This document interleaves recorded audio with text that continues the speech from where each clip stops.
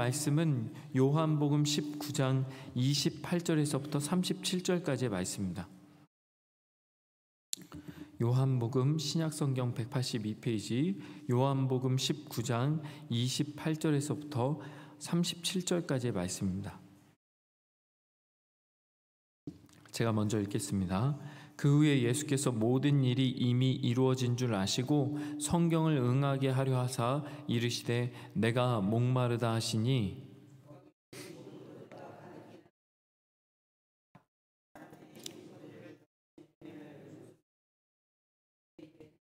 예수께서 신 포도주를 받으신 후에 이르시되 다 이루었다 하시고 머리를 숙이니 영혼이 떠나가시니라.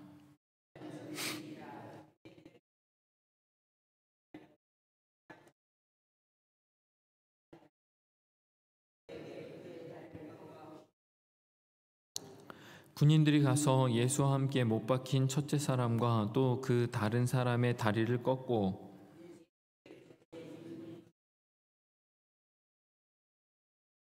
그중 한 군인이 창으로 옆구리를 찌르니 곧 피와 물이 나오더라.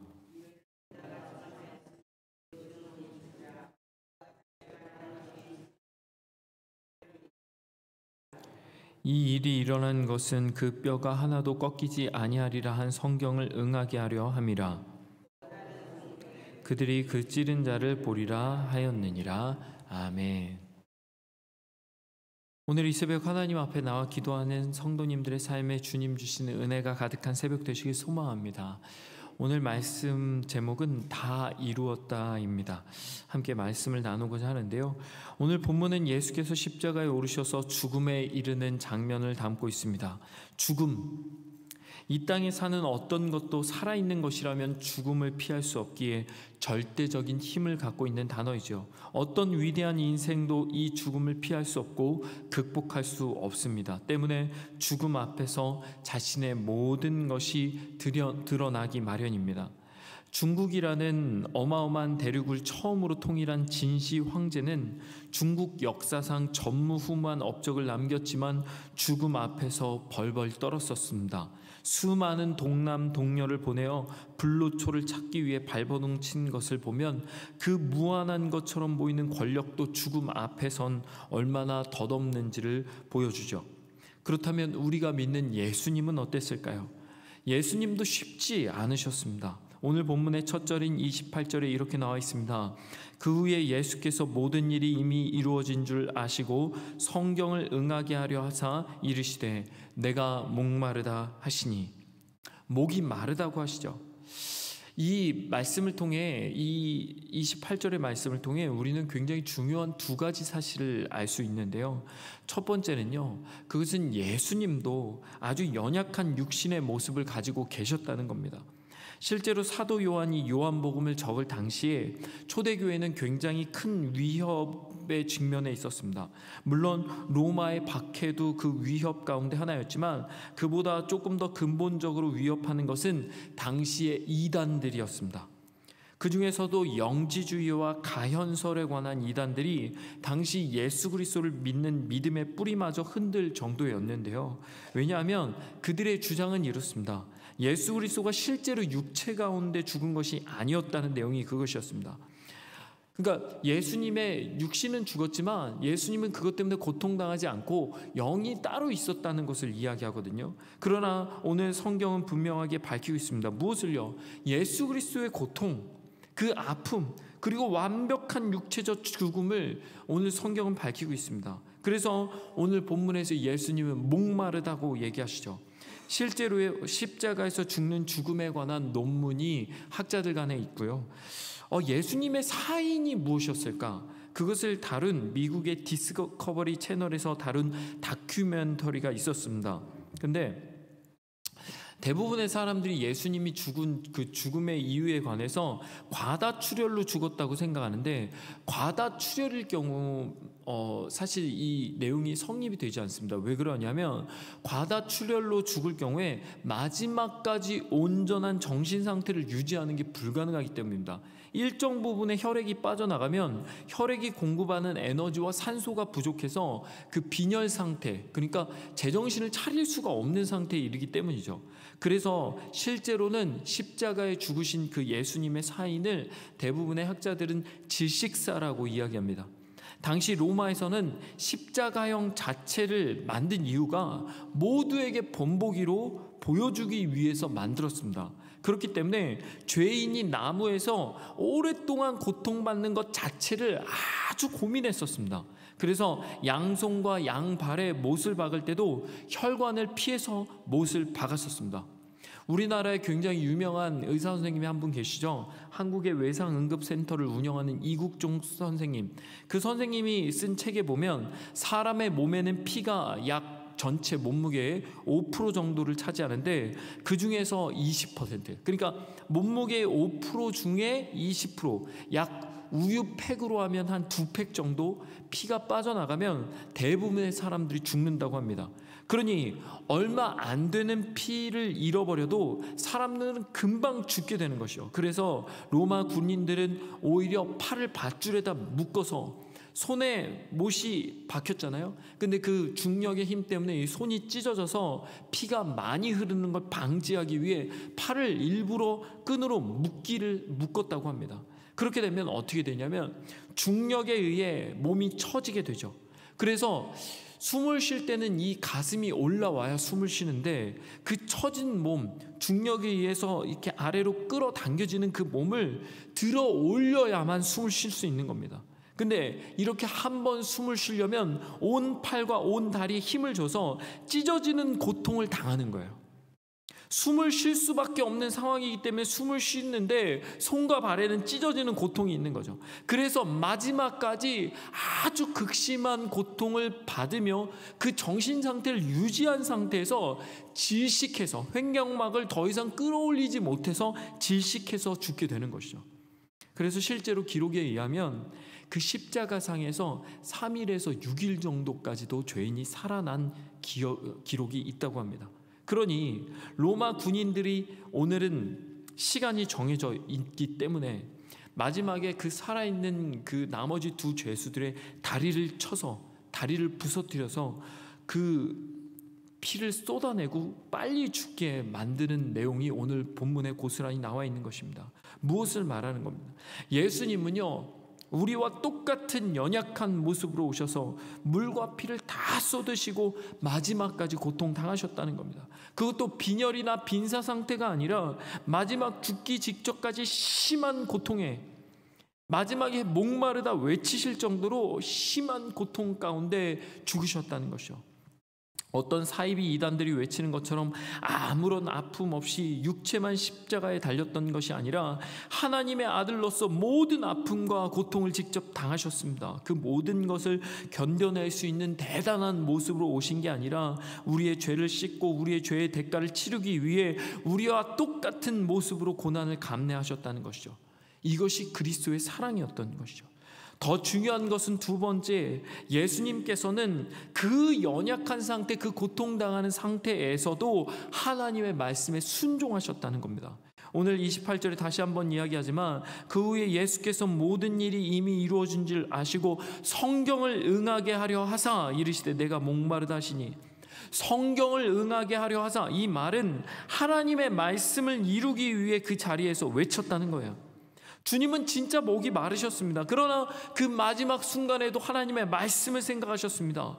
예수 그리스도를 못 박으신 것은 하나님의 계획이었고 하나님의 뜻이었습니다. 그리고 하나님은 이를 수많은 선지자들을 통해 이미 명확하게 예언하셨죠. 그러나 정작 예수님께서 그 말씀을 이루지 않으셨다면 어떻게 되었을까요?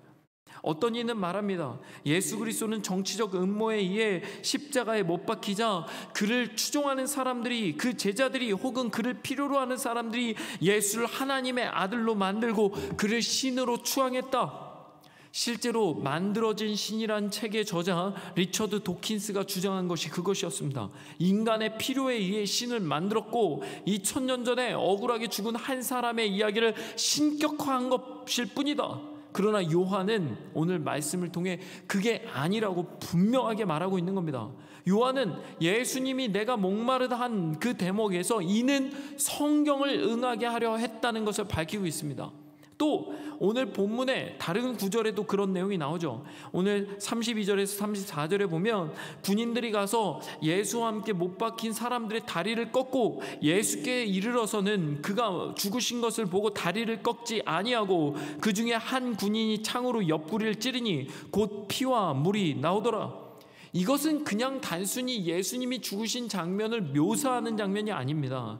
다음 절에 보면 35절에 이를 본 자가 증언하였으니 그 증언이 참이라. 그가 자기가 말하는 것이 참인 줄 알고 너희로 믿게 하려 함이니라. 36절에 이 일이 일어난 것은 그 뼈가 하나도 꺾이지 아니하리한 성경을 응하게 하려 함이라.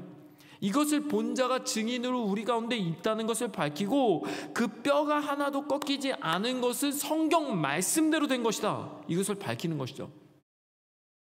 그리고 마지막 절인 37절에도 또 다른 성경에 그들이 그 찌른 자를 보리라 하였느니라. 이 또한 본문에서만 3번이나 성경의 내용을 응하게 한 죽음이었다는 걸 말하는 것이죠. 이 또한 메시아의 예언을 이루는 것을 밝혀주는 장면인 것입니다. 이게 너무 중요합니다. 사랑하는 성도 여러분, 우리는요 하나님을 발견할 수 없습니다. 이 이야기를 잘 들으시면 좋을 것 같아요. 하나님을 우리는요 스스로 발견할 수가 없습니다. 왜냐하면 하나님은 하나님이시기 때문입니다. 우리의 과학이 아무리 발달해도 우주 멀리 저 우주 끝까지 갈 수 있는 기술이 개발되고 은하와 은하를 뛰어넘는 비행선이 발명되어도 우리는 하나님을 발견할 수 없습니다. 이유는 하나님과 우리 간의 존재 간의 차이가 너무 크기 때문입니다. 우주를 만든다는 건요 우주보다 더 거대한 존재라는 것을 의미합니다. 마치 개미가 아무리 일평생 탐구해도 사람의 1%도 이해할 수 없는 것과 같죠. 하물며 우리와 하나님 간의 차이는 개미와 사람 간의 차이와 비교할 수 없을 만큼 크죠. 그런 하나님을 우리가 발견할 수 있는 유일한 방법은 단 하나밖에 없습니다. 하나님 스스로가 우리에게 스스로를 보여주시는 거예요. 하나님 스스로 자신을 드러내지 않는다면 우리는 절대 그분을 발견할 수 없습니다. 그런데 우리가 믿는 하나님께서 유일하게 자신을 드러낸 방법, 그것이 무엇입니까? 바로 이 성경입니다. 성경. 이 성경을 통해 하나님은 자신이 어떤 존재인지 그것을 드러내셨고, 특별히 이 성경의 내용 가운데 하나님의 전부를 드러낸 게 아니라 우리가 반드시 알아야 되는 그 하나님의 속성을 여기에 담고 있는 겁니다. 그 핵심이 무엇입니까? 바로 복음, 예수 그리스도. 그래서 이 성경의 모든 내용들은 예수 그리스도를 향한 징표로 나타나 있는 겁니다. 6월절 어린 양의 피는 예수 그리스도를 상징합니다. 그 피를 바르면 죽음이 넘어가는 패스오버의 밤에 예수 그리스도가 그래서 돌아가신 겁니다. 마치 6월절 어린 양처럼 그 밤 직전에 돌아가신 거죠. 6월절 어린 양의 뼈를 절대 꺾지 말라고 하나님은 명령하셨습니다. 왜요? 예수 그리스도의 뼈를 꺾지 않으실 것이기 때문입니다. 예수 그리스도가 왜 십자가에 못 박혀 죽으셨나요? 신명기 21장 23절에 나무에 달린 자는 하나님께 저주를 받는다 했습니다. 그래서 여호수아는 가나안 땅에 들어와서 그에게 반역했던 5명의 왕들의 목뼈를 밟아 죽이고 나무에 매달았습니다. 나무에 매달면 하나님의 저주를 받기 때문이죠. 그런데 예수 그리스도가 그 저주의 자리에 올라간 겁니다. 다른 방법으로 죽은 것이 아니라 십자가에 매달려 저주받아 죽은 것입니다. 왜요? 대신 속하는 것은 그 죄값을 받아야 하기 때문이죠. 우리가 하나님 앞에 죄를 범죄하여 저주받은 자의 백성이 되었기 때문에 그 죄값을 예수 그리스도가 반드시 치러야 했습니다. 그러나 그는 죄짓지 않았기 때문에 십자가에 매달려서 그 저주를 직접 받으신 거예요. 그래서 구약에 나오는 모든 제사는 피를 흘리게 되어 있는 겁니다. 피를 흘리면 그 피로 우리의 죄가 사해지는 것이죠. 그 외에도 예수 그리스도가 흘리신 피와 그가 걸어가신 길, 그분의 삶과 죽음, 이 모든 것에는 하나님의 아들이란 증거와 그분이 십자가에 왜 오르셨는지를 증명하는 내용들이 끊임없이 담겨 있는 것입니다. 다시 말하면 이 모든 일이 우연히 일어난 일이 아니라 하나님께서 의도적으로 수천 년 동안 진행하신 인류를 향한, 우리를 향한 구원의 계획이며, 그분과 동일한 능력과 권능을 가신 예수 그리스도 또한 이 모든 일에 순종하셨다는 겁니다.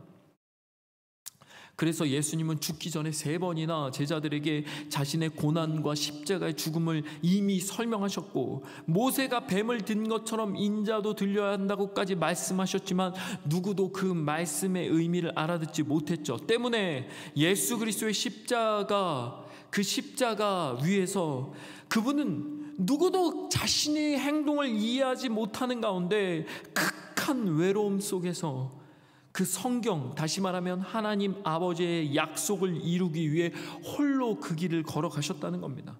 그랬기 때문에 마지막 외침, 횡격막이 내려와서 숨이 막혀 마지막 한마디를 토할 때마다 그 손과 발에 못 박힌 그 상처를 끌어올려야 하는 그 아픔 앞에서도 예수 그리스도는 외치신 거예요. 다 이루었다. 테텔레스타이, 다 이루셨다라고 말씀하신 겁니다. 무엇을 이루셨습니까? 하나님 아버지의 그 뜻을 다 이루신 거예요. 하나님 아버지께서 원하시고 바라시던 그 구원을, 그 모든 약속을 십자가 위에서 고통 가운데 마지막까지 이루신 겁니다. 드디어 인류의 구원을 이루시고 아담 때부터 내려오던 그 원죄를 끊고, 사단이 여자의 후손의 발꿈치를 상하게 하였지만 주님은 그 사단의 머리를 부숴버리는 그 놀라운 사건이 이 십자가 위에서 이루어진 것입니다. 그제서야 오늘 본문에 다 이루었다 하시고 머리를 숙이니 영원히 떠나가시니라 말씀하고 있는 것입니다. 이것이 우리가 믿는 예수 그리스도가 이루신 구원이고 그분이 행하신 순종이었던 겁니다. 온 세상 만물의 주인이신 예수 그리스도가 그 연약한 육신을 입고 최선을 다해 이루신 복음, 그래서 그분은 말씀하셨습니다. 마태복음 20장 28절에 인자가 온 것은 섬김을 받으려 함이 아니라 도리어 섬기려 하고 자기 목숨을 많은 사람의 대속물로 주려 함이니라. 대속물, 우리의 죄를 대신하여 피 흘림으로 죄의 종이었던 우리가 예수의 피값을 지불하고 산 인생이 된 것입니다. 그 말은 우리 자신이 예수님의 피값의 값어치가 있게 되었다는 것을 증명하고 있는 겁니다. 종이 된 사람의 삶을 누군가 100만 원을 주고 산다면 그러면 그 종은 100만 원의 가치의 물건이 되겠죠. 어떤 사람이 1억을 주고 산다면 1억짜리 가치의 사람이 되는 겁니다. 그런데 온 세상을 창조하신 하나님의 독생자의 피로 우리를 사신 것입니다. 그러니 우리 한 명 한 명은 다 예수 그리스도의 피값만큼의 값어치를 갖게 된 것입니다.